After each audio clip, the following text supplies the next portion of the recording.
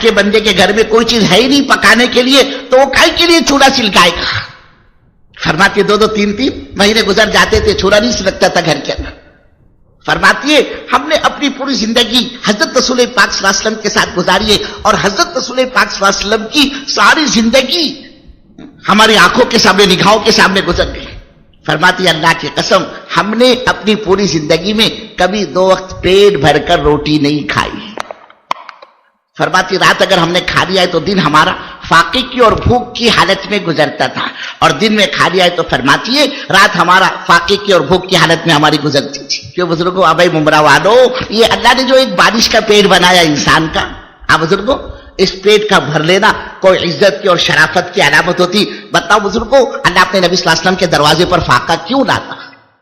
اللہ چاہتا تو جنت کا دسترخوان اپنے نبی کے لیے دنیا میں بھیجتا۔ یہی ماں عائشہ صدیقہ رضی اللہ تعالیٰ عنہا فرماتی ہے ہم نے حضرت رسول پاک صلی اللہ علیہ وسلم کے کپڑوں کو اپنی پوری زندگی میں کبھی طے کر کے صندوق میں، اٹیچی میں، الماری میں رکھا ہی نہیں۔ فرماتی اس کی نوبت ہی نہیں آئی۔ آدمی کے کپڑے کب رکھے جاتے ہیں؟ صندوق اور اٹیچی اور الماری میں۔ اس اللہ کے بندے کے پاس 1 سے 2، 2 سے 4، 4 سے 6 جوڑے ہو کپڑوں کے۔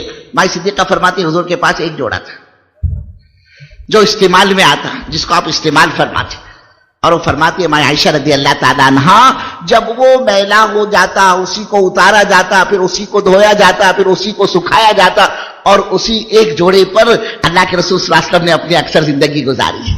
ماں صدیقہ فرماتی ایک وقت ایسا آیا اللہ کے رسول صلی اللہ علیہ وسلم کے کپڑوں کو سوکھنے میں ذرا دیر لگ گئی، کپڑے گیلے رہ گئے اور نماز کا وقت ہو گیا۔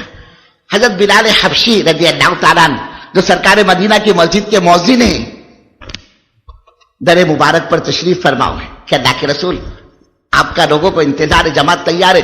ماں صدیقہ فرماتے اللہ کی قسم حضرت رسول پاک صلی اللہ علیہ وسلم کے پاس ان 2 بھیگے ہوئے گیلے کپڑوں کے علاوہ کوئی تیسرا سوکھا کپڑا نہیں تھا جس کو پہن کر اللہ کے حبیب نماز ادا فرماتے۔ فرماتی کبھی ہم نے حضور کے کپڑے کو رکھا ہی نہیں طے کر کے صندوق اور اٹیچی اور الماری میں۔ کہ بزرگوں یہ شاندار کپڑوں کے جوڑوں کا مل جانا کوئی عزت اور شرافت کی علامت ہوتی؟ اللہ کی قسم اللہ اپنے نبی کے لیے جنت کا جوڑا دنیا میں پہنواتا۔ یہی ماں عائشہ صدیقہ رضی اللہ تعالیٰ عنہا اپنے مکان کی حالت کو بتلاتی ہے۔ ہمارا مکان کیسا تھا؟ RCC کا، گرینائٹ کا، کانکریٹ کا، ماربل کا۔ فرماتی ہے ہمارے مکان کی جو دیواریں تھی وہ مٹی کی بنی ہوئی تھی، اور چھت کھجور کے پتوں کا بنا ہوا۔ اور فرماتی وہ مکان بھی اتنا تنگ تھا کہ اللہ کے رسول صلی اللہ علیہ وسلم جب گھر میں تشریف فرما ہوتے، جب آپ گھر میں داخل ہوتے، ماں صدیقہ فرماتی ہے میری نگاہوں نے دیکھا ہمارے مکان کی چھت وہ سرکار مدینہ جناب محمد رسول اللہ صلی اللہ علیہ وسلم کے سر مبارک سے ٹکراتی تھی، چھت سر سے لگتی تھی۔ مکان کی لمبائی کتنی، چوڑائی کتنی، اس کو بھی بتلاتی، کتنے اسکوائر فٹ کا، کتنے گنٹے کا ہمارا پلاٹ تھا۔ فرماتی میں رات سوئی ہوئی ہوا کرتی تھی اپنے پیروں کو پھیلا ہوئے، اور اللہ کے رسول صلی اللہ علیہ وسلم کا جب تہجد کا ارادہ ہوتا، اللہ کے حبیب صلی اللہ علیہ وسلم کی آدھی رات کے گزرنے پر نماز کی نیت بن جاتی، ماں صدیقہ فرماتی ہے میں تو سوئی ہوا کرتی تھی اپنے دونوں پیروں کو پھیلائے ہوئے اللہ کے حبیب کے سامنے، اور آپ کی نماز کی نیت بندی ہوئی ہوتی۔ آپ تو لمبی لمبی نمازیں پڑھتے تھے نا۔ ماں صدیقہ فرماتی ہے اکثر اللہ کے نبی صلی اللہ علیہ وسلم کے پیر مبارک پر سوجن رہتی تھی، ورم رہتا تھا، لمبی لمبی نمازیں پڑھنے کی وجہ سے۔ ماں صدیقہ فرماتی میں نے ایک مرتبہ پوچھ لیا اللہ کے رسول صلی اللہ علیہ وسلم آپ تو اللہ کے نبی ہیں کہ اللہ نے آپ کے سارے اگلے پچھلے گناہ معاف کر دیے، پھر آپ اپنے کو اتنا تھکاتے ہو کہ عائشہ میں اس خدا کا شکر گزار بندہ نہ بنوں جس اللہ نے میرے اگلے پچھلے گناہ معاف کر دیے۔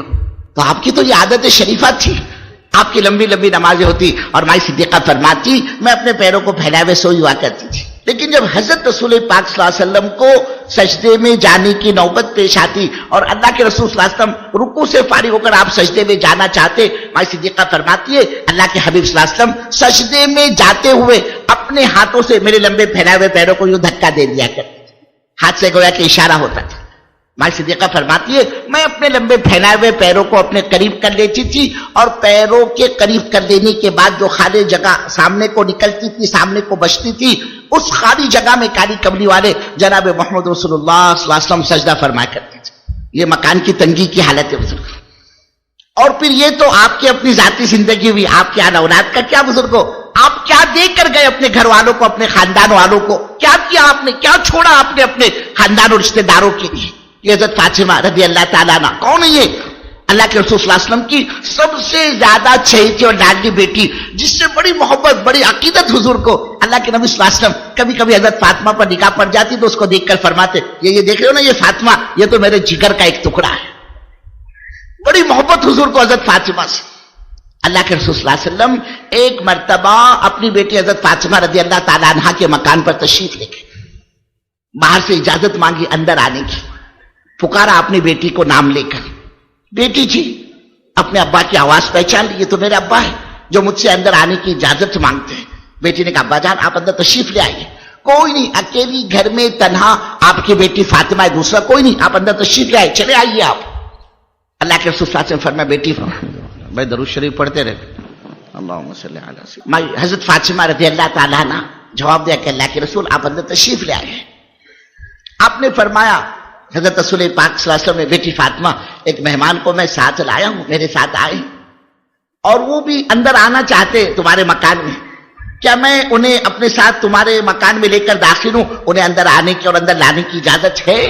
بزرگوں اندر سے بیٹی نے روتے ہوئے جواب دیا ہے اپنے ابا جان کو کہ ابا جان آپ کو تو اندر آنے کی اجازت ہے، لیکن جن مہمان کو آپ ساتھ لے کر آئے، جو مہمان آپ کے ساتھ آئے ہیں جو اندر آنا چاہتے، ابا جان ان کو اندر آنے کی اور اندر لانے کی اجازت دی ہے. اور وجہ اس کی یہ ابا جان کہ آپ کی بیٹی فاطمہ کے پاس اتنا کپڑا یا پردہ اور چادر نہیں ہے کہ آنے والے مہمان سے پردہ کیا جا سکے. اللہ کے رسول صلی اللہ علیہ وسلم نے جب یہ سنا، زہر و قطار آپ کی آنکھوں سے آنسو بہنے شروع ہوئے اور آپ نے اپنی چادر مبارک کو اتار کر اندر بھیجا اور پھر اس چادر کے ذریعے سے حضرت فاطمہ رضی اللہ تعالیٰ عنہ نے پردے کا انتظام کیا ہے. یہ زندگی ہے بزرگوں. مائی صدیقہ ہے رضی اللہ تعالیٰ عنہ فرماتی ایک بڑا سخت کٹنگ دن ہم پر آیا، اور وہ یہ اللہ کے رسول صلی اللہ علیہ وسلم مرض الوفات میں آپ اپنی زندگی کے آخری ایام گزار رہے اور آپ میرے حجرے میں، اور مائی صدیقہ فرماتی ہے میرے حجرے کا یہ حال ہے، میرے گھر میں لوگوں کا تانتا بندھا ہوا ہے.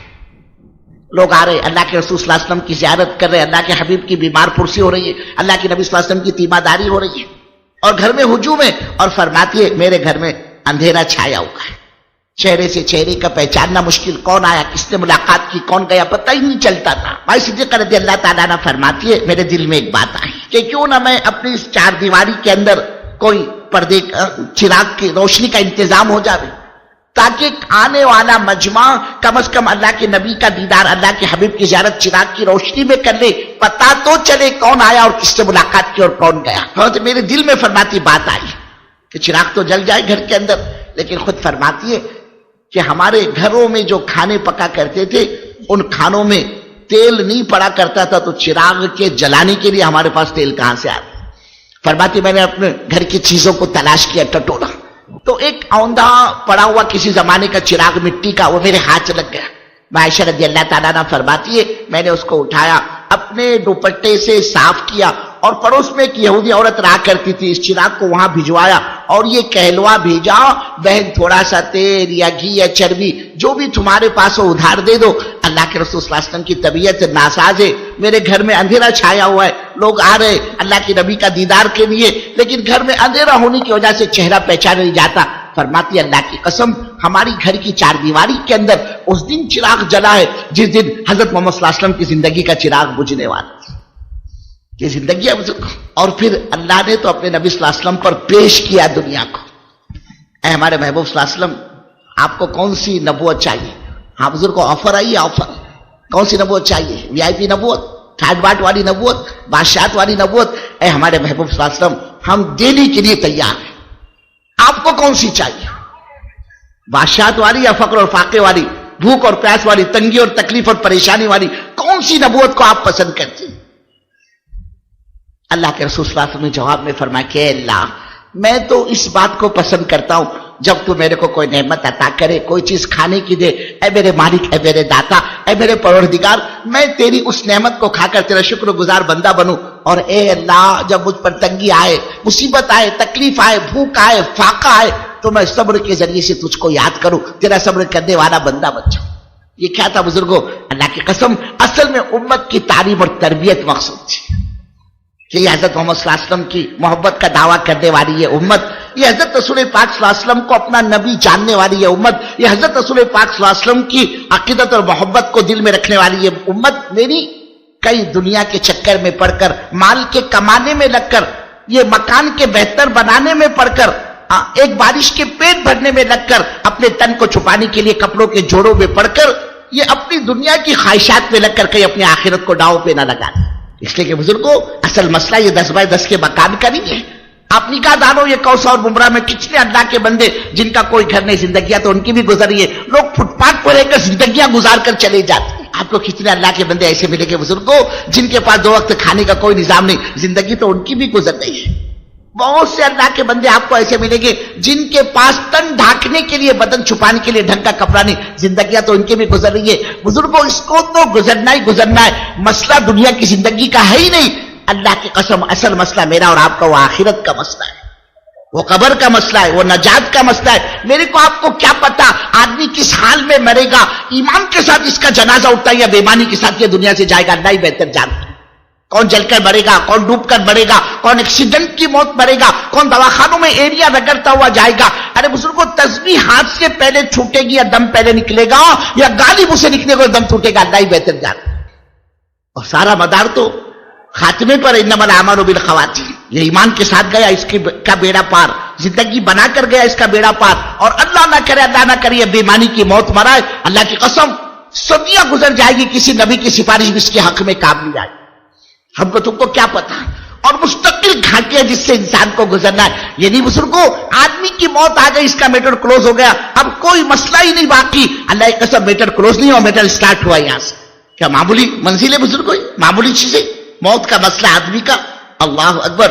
حضور فرماتے ہیں بزرگوں، موت کا فرشتہ آدمی کی رگ کو چھو لیتا ہے، ابھی تو پورے بدن سے جان نکالنی باقی ہے، آدمی کی پہچان ختم ہو جاتی ہے. نہیں پہچانتا یہ میری گھر والی کھڑی ہے، یہ میرا باپ ہے، یہ میری ماں، یہ میرے بچے، کسی کو نہیں پہچانتا. صرف چھونے پر یہ حال بنتا ہے. اندازہ لگائے بزرگوں، پورے بدن سے جب جان نکالی جائے گی آدمی کا کیا بنے گا. اللہ خود کہہ رہے ہیں والنازعات غرقا، قسم ان فرشتوں کی جو روح کو رگوں میں سے گوتا مار مار کر نکالتی ہے. ہم کو تم کو کیا پتا کس حال میں کس کی جان نکالی جائے گی. مستقل گھاٹیاں ہیں. اور پھر یہ نہیں کہ موت آ گئی اس کا مسئلہ ختم ہو گیا، بلکہ فوراً سامنے قبر کی منزل ہے. ہم کو تم کو کیا پتا بزرگوں، جس قبر کے بارے میں اللہ کے نبی کا فرمان ہے یہ آخرت کی منزلوں میں سے پہلی منزل ہے. جنت کے باغوں میں سے ایک باغ ہے، جہنم کے گڑھوں میں سے ایک گڑھا ہے. اور جو یہاں سے پار ہو گیا وہ تو پار ہوتا چلا جائے گا، اور جو یہاں پھنس گیا وہ آخر تک پھنستا چلا جائے گا. میرے کو آپ کو کیا پتا بزرگوں کیا حال بنے گا. انسان کے زندگی کے گزارنے کے اعمال کے اثرات موت پر پڑتے. جب آدمی اپنی زندگی بنا کر جاتا ہے دین کے ساتھ، ایمان کے ساتھ، اعمال کے ساتھ، یہ دنیا سے رخصت ہوتا ہے، یہ مطیع اور فرما بردار بن کر جاتا ہے، اس کے اثرات اس کی موت پر پڑتے ہیں. ہاں، دیندار کی موت بھی شاندار ہوتی ہے بزرگوں، اس کو تو پتہ بھی نہیں چلتا. تسبیح ہاتھ سے پہلے چھوٹی یا دم پہلے نکلا، جیسے مکھن سے باہر نکالا جاتا ہو اس طرح سے مرد مومن کی روح نکالی جاتی ہے، پتہ بھی نہیں چلتا اس کو. 70,000 فرشتے، 70,000 قسم کے گلدستے اور 70,000 قسم کے پھول اور 70,000 قسم کی خوشبوئیں لے کر آتے مرد مومن کی جان نکالنے کی، پتہ بھی نہیں چلتا اس کو. اتنے آسانی کے ساتھ اس کی روح نکالی جاتی ہے. اور اللہ نہ کرے، اللہ نہ کرے، اس نے من کی چاہتوں کو دنیا میں پورا کیا، اچھا مکان مل جائے، اچھے کپڑے مل جائے، میری چاہتیں یہی پوری ہو جائے، اور اس کے لیے نہ حرام کی پرواہ کی نہ حلال کی، جھوٹ سے، سود سے، دھوکے سے، غبن سے، کورٹوں میں جا کر جھوٹی گواہی سے لوگوں کی زمینیں اور مکان ہڑپ کر کے اس نے دنیا میں اپنی جان بنا دی. اللہ کی قسم اس کے اثرات اس کی موت پر پڑتے، اس کی قبر پر پڑتی. کہ حال یہ بنتا ہے بزرگوں، یہ چیخ رہا ہے، یہ چلا رہا ہے، چلانا چاہتا ہے، چیخنا چاہتا ہے، لیکن آواز نہیں نکلتی اس کی موت پر. کہ 1000 گھاؤ تلواروں کے تیر کے ایک طرف، اور اس کے مقابلے میں فرمایا موت کی تکلیف جو ہے نا وہ اس سے زیادہ، کئی گنا زیادہ سخت ہے. اگر یہی زندگی بنا کر جا رہا ہے، آسانی کے ساتھ اس کی روح نکالی جاتی ہے. قبر میں استقبال ہوتا ہے، یہ اعمال، یہ اس کا ذکر، اس کی تسبیح، اس کی تلاوت، اس کا سردی کے دنوں میں اللہ کے سامنے ٹھنڈے ٹھنڈے پانی سے وضو کر کے اس کے ماتھے کو جھکانا، یہ سارے اعمال جو یہ دنیا میں کیا کرتا تھا خوبصورت شکل میں قبر میں جمع ہو جاتے. موت کے فرشتے کو آنے نہیں دیتے، قبر کے عذاب کے فرشتے کو آنے نہیں دیتے وہاں پر. ہاں، خود پہلے سے جنت کا بستر لا کر اس کی قبر میں بچھا دیا جاتا ہے. قبر میں جنت کی کھڑکی کھول دی جاتی ہے.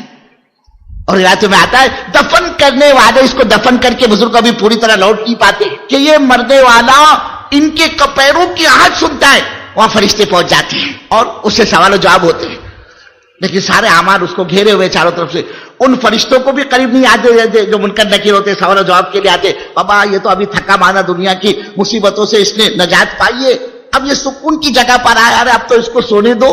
ہم تو اللہ کے بھیجے ہوئے فرشتے, چاہتے کیا ہو کہ اس سے کچھ سوال جواب کر دیں. اب ٹھیک ہے, دیکھو دور سے پوچھو, مرد مومن ابھی سویا ہے. اب وہ دور سے سوال کرتے ہیں, اللہ کے بندے تیرا رب کون ہے, تیرا خالق کون, تیرا پرمیشور کون, تیرا مالک کون, کون ہے وہ جس نے تیری آنکھوں میں دیکھنے کی طاقت رکھی, جو تیرے ہاتھ میں پکڑنے کی قوت دی اور تیرے پیروں میں چلنے کی طاقت دی. تیرا خالق اور مالک کون ہے, کون ہے تیرا پروردگار. اگر اس اللہ کے بندے نے اپنے خالق اور مالک کو دنیا کے اندر پہنچا, اس کی اطاعت کی, اس کی فرما برداری کی, اس کے حکموں کے خلاف ورزی نہیں کی, یہ اللہ کے حکموں کا پالن کرنے والا تھا, یہ ڈنکے کی چوٹ پر کہے گا میرا رب تو اللہ ہے, میرا مالک میرا خالق وہ تو اللہ ہے. اس لیے کہ دنیا میں کبھی بھولا نہیں اپنے پیدا کرنے والے کو, قبر میں کیسے بھولے گا بزرگ, میرا رب تو اللہ ہے. فرشتے پوچھے گا اللہ کے بندے یہ اپنے دین کے بارے میں تم کیا کہتے ہو. اب بزرگوں اس نے تھوڑی کوئی اپنے گھر کی چار دیواری سے دین کے جنازے نکالے, دین کے دھجیاں اڑائی. یہ تو حضرت محمد صلی اللہ علیہ وسلم کے دین کا پالن کرنے والا تھا. اس کی کمائی میں اللہ کے نبی کا طریقہ, اس کے گھر کی شادی بیاہ میں اللہ کے نبی کا طریقہ. آپ بزرگوں اس کے گھر بچیوں کی رخصتیوں کے اندر اللہ کے رسول صلی اللہ علیہ وسلم کا پاکیزہ نورانی مبارک طریقہ, اس کے معاملات, اس کی کمائی, اس کی معاشرت, اس کی اخلاق, اس کا کیریکٹر, اس کا نیچر, اس کا سباؤ, اس کا سلوک, ان سب میں اللہ کے نبی صلی اللہ علیہ وسلم والی مبارک سیرت, مبارک زندگی. یہ کہے گا بھائی میرا دین تو اسلام ہے, میرا دین اسلام ہے. اس سے پوچھا جائے گا یہ حضرت محمد صلی اللہ علیہ وسلم سے تمہاری کیا رشتہ داری, یہ تمہارے کون لگنا, کیا ہوتے یہ تمہارے. اگر اس نے دنیا کے اندر حضرت رسول پاک صلی اللہ علیہ وسلم کی سنتوں کا پالن کیا, اللہ کے رسول صلی اللہ علیہ وسلم والی مبارک زندگی یہ گزار کر گیا ہے, یہ وہاں ڈنکی کی چوٹ پر کہے گا یہ تو میرے آقا, یہ تو میرے آقا تاجدار مدینہ جناب محمد رسول اللہ صلی اللہ علیہ وسلم کی ذات مبارک ہے. اللہ کی قسم اب یہاں اس کا بیڑا پار گزر. اس سے فرشتے کہیں گے اللہ کے بندے اب ہم تیرے کو جگانے کے لیے نہیں آئے گے, سو جا ایسے جیسے نئی دلہن سوتی ہے. اس کو سنا دیا جائے گا اور پھر وہ قبر کا زمانہ جو ہزاروں برس کا زمانہ ہوگا, ہم کو تم کو کیا پتا بزرگوں قیامت کب قائم ہوگی. اللہ سے پوچھا گیا, اللہ کے نبی سے سوال کیا گیا, اللہ کے ابھی قیامت کب آئے گی. اللہ نے قرآن کی آیت اتاری, ان اللہ عنده علم الساعہ, قیامت کب آئے گی یہ تو اللہ ہی کو پتا ہے. وَيُنَزِّلُ الْغَيْثَ, بارش کب ہوگی, کتنی ہوگی, کہاں ہوگی, کہاں نہیں ہوگی, یہ بھی اللہ ہی جانتا ہے. وَيَعْلَمُ مَا فِي الْأَرْحَامِ, باپ کے صلب سے جو قطرہ منی کا ماں کے پیٹ میں منتقل ہوتا ہے, اس منتقل ہونے والے قطرے سے کیا بنے گا اس کو بھی اللہ ہی جانتا ہے. وَمَا تَدْرِي نَفْسٌ مَاذَا تَكْسِبُ غَدًا, اور آئندہ کل کو کیا ہونے والا اس کا بھی علم اللہ ہی کو ہے, کوئی نہیں جانتا سوا اللہ کی. تو صدیوں کا زمانہ بزرگوں اس کو سنا دیا جائے گا قبر میں. لیکن جب قیامت کے دن اس کو کھڑا کیا جائے گا, یہ اللہ کا بندہ تو سوچے گا کہ ذرا سا بھی میرے کو جھپکی لگی تھی اور کوئی میرے کو اٹھانے کے لیے آ گیا, حالانکہ قبروں میں صدیوں سویا ہے, سالوں سویا. یہ اللہ قبر کی منزل اس دینی زندگی گزارنے والے پر آسان کر. پھر وہ قیامت کا دن بزرگوں 50,000 سال کا ہوگا, 50,000 سنہ. اللہ فرما رہا ہے اے ہمارے بندو, ارے اس دن سے ڈرو, اتقوا ربکم ان زلزلۃ الساعۃ شیء عظیم. جو قیامت کا زلزلہ ہوگا نا وہ بڑا بھیانک زلزلہ ہوگا. اللہ کہہ رہا ہے میرے بندو یوم ترونہا تذہل کل مرضعۃ عما ارضعت, کہ دودھ پلانے والی جو مائیں ہیں نا وہ اپنے بچے کو زمین پر پٹک دے گی اور وہ بھول جائے گی اللہ کی بندی کہ میرا بھی کوئی دودھ پیتا بچہ تھا جس کو میں دودھ پلاتی تھی. وتضع کل ذات حمل حملہ, گھبراہٹ اور وحشت کی بنا پر بزرگوں حاملہ عورتوں کے حمل ساقط ہو جائے گی. وہ طرح ناسا سکارا وما هم بسکارا, لیکن بندے تم دیکھو گے ایک نشے کا عالم چھایا ہوگا, حالانکہ وہ نشہ نہیں ہوگا, وہ عذاب آخرت کا عذاب ہوگا, قیامت کے دن کی وہ سخت پکڑ ہوگی. ولکن عذاب اللہ شدید, اللہ پر اس دن یہ زندگی بنا کر جانے والا اللہ کی قسم بزرگوں کوئی سایہ نہیں ہوگا سوائے اللہ کے عرش کے سائے میں. اللہ اس دن اس کو عرش کا سایہ عطا فرمائے گی. ہاں, زمین تانبے کی, آسمان سوا نیزے پر. آدمی کا حضور فرماتے کالی کملی والے کا ارشاد سرکار مدینہ, آدمی کا یہ کھوپڑی نہیں بھیج, ہاں بزرگوں جس کا بھیجا یہ اس طرح سے کھوپڑی میں پکڑا ہوگا دماغ بزرگوں جیسے ہانڈی چولہے پر پکتی ہے. اس دن اس کو عرش کا سایہ ملے گا زندگی بنا کر جانے والے کو, کوئی سایہ نہیں ہوگا. اور حساب اتنا آسانی کے ساتھ, اللہ اکبر, کہ قیامت کا وہ 50,000 سال کا دن ایسا گزرے گا اس پر بزرگوں جیسے آدمی فجر میں 2 رکعت ہلکی پھلکی سنت پڑھتا ہے, کائے کے لیے بابا میری فرض نہ چھوٹ جائے, تکبیر اولیٰ نہ چھوٹ جائے, میری جماعت نہ چھوٹ جائے. ایسے 2 رکعت ہزاروں سال کا زمانہ, 50,000 سال کا وقت ایسا گزرے گا جیسے 2 رکعت سنت پڑھنے میں آدمی کا لگتا ہے. ساری گھاٹیوں سے. اور پھر اللہ فرما رہے زندگی بنا کر جانے والے کو میں تو اس کے لیے جنت کے دروازے کھول دوں. اب جنت کیا ہے بزرگوں، اس کا تو موقع ہے نہیں. بس یہ مختصر من کی چاہتوں کے پورا کرنے کی وہ جگہ ہے.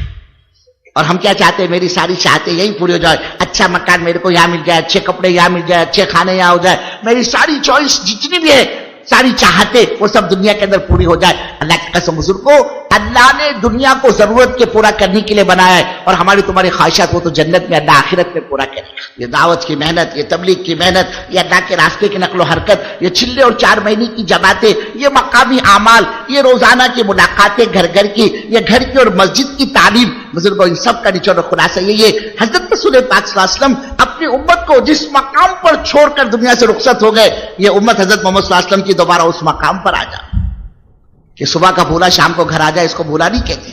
آپ نے کس مقام پر امت کو چھوڑا تھا؟ اللہ کی قسم، ہر ایک اپنی آخرت کو سامنے رکھ کر زندگی گزار رہا تھا. ہر ایک کے سامنے اپنی آخرت، ہر ایک کے سامنے اپنی قبر تھی. اے اللہ میرا آخرت میں ہوگا کیا؟ اے میرے مالک میرا آخرت میں بنے گا کیا؟ اللہ کی قسم وہ سب کچھ کر کے ڈرتے تھے، ہم کچھ نہیں کر کے بھی نہیں ڈرتے. وہ عمر رضی اللہ تعالیٰ جن کے بارے میں اللہ کے رسول صلی اللہ علیہ وسلم فرماتے تھے اگر میرے بعد کوئی نبی ہوتا وہ عمر ہوتے ہیں. اس عمر کا یہ حال تھا بزرگوں. اپنے آپ سے کہتے عمر کاش تیرے کو تیری ماں نے جنا ہی نہیں ہوتا. کبھی فرماتے عمر کاش تو درخت کا کوئی پتا ہوتا، چلتا پھرتا جانور منہ مار لیتا اور تیرے کو کھا کر پاخانے کے راستے سے مینگنی بنا کر باہر نکال دیتا. آخرت میں تیرا کوئی سوال جواب نہیں، کوئی پرسان حال نہیں. کاش عمر تجھ جیسا ہوتا، کاش ابو بکر تجھ جیسا ہوتا. کبھی ایک درخت پر پرندے کو بیٹھا ہوا دیکھ کر فرمایا کیا کہنے تیرے، درختوں کی ٹھنڈی چھاؤں میں تیری زندگی گزرتی ہے. درختوں کے تازہ پھل تو استعمال کرتا ہے، اس سے اپنا پیٹ بھرتا ہے، اور نہروں کا چشموں کا میٹھا ٹھنڈا پانی تو پیتا ہے. اور آخرت میں تیرا کوئی سوال جواب نہیں، کوئی پوچھ نہیں. کاش ابو بکر بھی تجھ جیسا ہوتا، کاش عمر بھی تجھ جیسا ہوتا. ہر ایک کے سامنے اس کی اپنی آخرت تھی. میرا آخرت میں کیا ہوگا، میرا قبر میں کیا ہوگا، میرا حساب و کتاب کے وقت میں کیا ہوگا. اللہ کی قسم بزرگ کو، ہم نے تو اپنی آخرت ہی کو بھلا دیا، اپنی موت کو بھلا دیا، ہم نے اپنی سکرات کو بھلا دیا. یہ دعوت کی محنت، یہ تبلیغ کی محنت، یہ چلے اور 4 مہینے کی جماعتیں، یہ اللہ کے راستے کی نقل و حرکت، اپنے آخرت کو اجاگر کرنے کی. ہر ایک کے سامنے اس کی اپنی آخرت ہو، ہر ایک اپنی آخرت کو سامنے رکھ کر زندگی گزارا ہو کہ میرا قبر میں کیا ہوگا، میرا آخرت میں بنے گا کیا. اور اس مقام پر لا کر چھوڑا اللہ کے رسول صلی اللہ علیہ وسلم نے کہ جنگل کا بکریوں کا چروائے بزرگوں، اس کے اندر اللہ کا خوف غالب تھا. معمولی درجے کا آدمی، روزانہ کھانے کمانے والا. حضرت عبداللہ ابن عمر رضی اللہ تعالیٰ نے ایک موقع پر سفر کر رہے تھے، جنگل بیابان ہے. ایک چروائے کو دیکھا، تیز کڑاکے کی سخت گرمی، لو چل رہی ہے اور یہ بکری کو ہانکتا ہوا گزر رہا ہے. اس پر رحم آیا، اس کو بلایا، اس چروائے کو. اپنا توشے دان کھولا، کھانے کا ڈبہ، اسے کہا اللہ کے بندے ہمارے ساتھ تم بھی کھانے میں شریک ہو جاؤ. اس نے کہا حضور معاف کیجیے گا میرا تو روزہ ہے. کہا روزہ؟ ایسی سخت گرمی اور تم روزہ رکھتے ہو؟ کوئی رمضان کا مہینہ تو ہے نہیں، پھر کیسی گرمی، پھر یہ روزہ کیسا؟ یہاں تو لو چل رہی ہے، کلیجے منہ کو لگ رہے. اس چروائے نے کہا حضور اصل میں اپنی آخرت کی تیاری میں لگا ہوں. معمولی درجے کا آدمی، بکریوں کا چروا، سخت کڑاکی کی تیز دھوپ ہے بزرگ کو، لو چل رہی ہے، جنگل بیابان ہے، دور دور تک کوئی سائیدار درخت نہیں، پانی کے پینے کے پانی کا نام و نشان نہیں بزرگ کو. اور وہ کہہ رہا ہے میرا روزہ ہے اور میں اپنی آخرت کی تیاری میں لگا ہوں، اپنے بینک، اپنے اعمال کو آخرت کی بینک میں ریزرو کر رہا ہوں. حضرت عبداللہ ابن عمر کو بڑا تعجب ہوا. آپ نے اس کا امتحان لینا چاہا. اس سے کہا اللہ کے بندے ٹھیک ہے تمہارا تو روزہ ہے، ایک بکری ہمارے ہاتھوں تم فروخت کر دو، ہم تمہیں بکری کی پوری قیمت دیں گے اور اس بکری کو ذبح کر کے آدھا گوشت ہم تمہیں مفت میں دیں گے جو تمہارے افطار کے اندر کام آئے گا، تم اس کو استعمال کر لینا.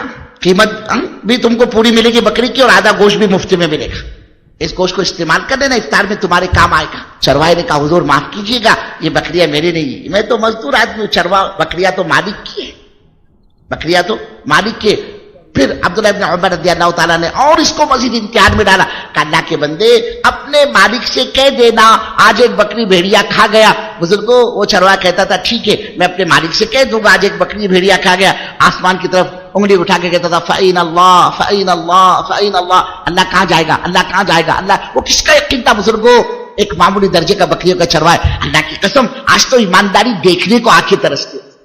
یہ دعوت کی محنت اسی معیار پر امت کو لانے کی محنت ہے کہ امت کی زندگی کے اندر خدا کا دین زندہ ہو جائے. اور سب سے زیادہ جس کی فکر تھی اللہ کے حبیب صلی اللہ علیہ وسلم کو اپنی امت کی فکر تھی. کبھی آپ نے فاطمہ کی اتنی فکر نہیں کی، حضرت حسن اور حسین کی اتنی فکر نہیں کی جتنی فکر آپ نے اپنی امت کی ہے۔ ہر وقت امت کا غم، امت کا درد، امت کی فکر، اے اللہ میری امت کا کیا ہوگا، اے اللہ میری امت کا کیا بنے گا۔ ارے بزرگوں، سرکار مدینہ کالی کملی والے کا آخری وقت ہے، روح مبارک نکل رہی ہے اور آپ کو جان نکلنے کی تکلیف محسوس ہوئی۔ آپ نے موت کے فرشتے سے فرمایا، اے ملک الموت، اسرائیل سے فرمایا، اسرائیل میرے کو تکلیف ہو رہی، کہ اللہ کا یہ حکم ہے کہ مجھ محمد رسول اللہ صلی اللہ علیہ وسلم کی روح کو تکلیف کے ساتھ نکالا جائے میری جان کو۔ ملک الموت نے کہا علیہ السلام نے کہ اللہ کے رسول، اللہ کا تو یہ حکم ہے کہ ہمارے نبی، ہمارے محبوب کی روح کو بہت سہولت سے، آسانی سے نکالو کہ میرے لاڈلے نبی کو تکلیف نہ ہو۔ آپ نے فرمایا، اسرائیل تم یہ کہہ رہے ہو کہ اللہ کا تو یہ حکم ہے، تو کہیں تم میرے کو تکلیف تو نہیں پہنچا رہے جو میں تکلیف محسوس کر رہا ہوں؟ اسرائیل نے کہا، اللہ کے رسول، اللہ کی قسم میری کیا مجال کہ میں اور آپ کو تکلیف پہنچاؤں۔ کہ اسرائیل تم یہ کہہ رہے ہو، نہ یہ اللہ کا حکم ہے کہ میری روح کو تکلیف سے نکالا جائے، اور نہ ہی تم کہہ رہے ہو کہ میں تمہیں تکلیف پہنچا رہا ہوں۔ اسرائیل اس کے باوجود میں اللہ کا نبی تکلیف محسوس کر رہا ہوں، تو اسرائیل میری امت کے جن گنہگاروں کی، میری امت کے جن نافرمانوں کی اور میری امت کے جن بھٹکے ہوئے لوگوں کی تو جان نکالے گا، اسرائیل میری امت کے گنہگاروں کو اس وقت کیا ہوگا؟ آپ نے فرمایا، اسرائیل ٹھہر جا، مرنے سے پہلے پہلے میری بھی ایک تمنا ہے، میری بھی ایک آرزو ہے، میری بھی ایک حسرت ہے کہ اسرائیل اس وقت سے لے کر قیامت تک جتنے میرے امتی دنیا میں آنے والے ہیں اور ان تمام میرے امتیوں کو تو جتنی تکلیف پہنچائے گا، تو جتنا دکھ دے گا اور جو جتنا تو تکلیف میری امت کو پہنچائے گا، اے اسرائیل وہ ساری کی ساری تکلیف آج مجھ محمد رسول اللہ صلی اللہ علیہ وسلم کے سینے پر ختم کر دینا، مگر میری امت کو تکلیف نہ دینا۔ اللہ کے نبی صلی اللہ علیہ وسلم کی قریب روح نکل چکی ہے، آواز مائی صدیقہ فرماتی ہے، مائی صفیہ فرماتی ہے، آواز اللہ کے نبی کی پست ہو چکی تھی اور لب حرکت کرتے تھے۔